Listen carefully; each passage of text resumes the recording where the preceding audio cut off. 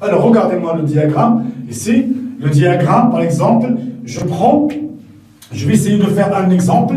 On va essayer d'étudier donc une molécule. On va essayer d'étudier une molécule. On va répondre à certaines questions que vous pouvez donc faire pour les autres. Alors, pour les autres molécules, par exemple. Je commence par un exemple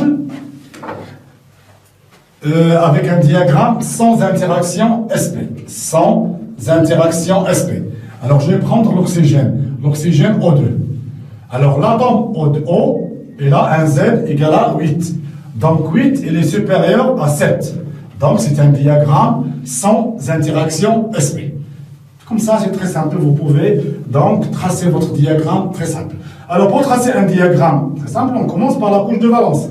J'ai écrit, on vous demande souvent d'écrire la configuration électronique. O, c'est 1s2, 2s2, 2p, 4. La couche de valence, c'est 2s2, 2p, 4. Donc ça, c'est la couche de valence. Donc ça, c'est un diagramme sans interaction SP. Alors, la couche de valence, je la pose ici. Donc 2s, 2, 2p, 4. Ici, 2s2, 2p, 4. Je remplis mon diagramme avec les électrons.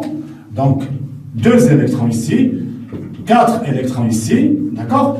2 ici, 4. Pardon. Donc, toujours on commence par spin positif, d'accord? Et après, ensuite, spin négatif. Alors, maintenant, comment remplir le diagramme? Donc, je compte les électrons. Combien d'électrons on a au total? Sur les deux couches de valence. Alors, je compte, on a ici, donc 2 plus 4, ça fait 6. 2 plus 4, ça fait 6. Donc, au total, on a 12 électrons. Les 12 électrons vont se trouver dans les orbitales moléculaires. Donc, ici, c'est l'orbital atomique donc, de O. Ici, l'orbital atomique O. Et ici, les orbitales moléculaires de la molécule O2. Maintenant, je commence le remplissage. Le remplissage, donc je vais le faire en vert. D'accord? 12 électrons, je dois respecter les règles de remplissage. Je commence par remplir les orbitales moléculaires les plus stables. Alors, je commence du bas, l'énergie plus basse, et après, je commence à monter. Donc, bien sûr, quand on a un diagramme sans interaction SP, c'est sigma Z qui est plus stable. Donc, 2 électrons sur sigma Z. Ensuite, j'arrive à Px, Py. Là, on applique la règle de Young dont j'avais parlé. C'est quoi? On a 2 orbitales moléculaires qui sont équivalentes. Donc, si on a 2 électrons, je demande 1, 1. Là, on a encore des électrons. Combien d'électrons il nous reste encore? Donc, on a 12. Là, on est 2, 4, 6, 8. Encore 9, 10. Il nous reste encore 2 électrons. Px étoile, Py étoile sont équivalentes. Je n'ai pas le droit de mettre ici 2 et ici 0. Donc, c'est un électron, un électron. Voilà donc le diagramme énergétique de la molécule O2. D'accord? Alors maintenant, les questions qui s'opposent. Donnez la configuration électronique de la molécule O2.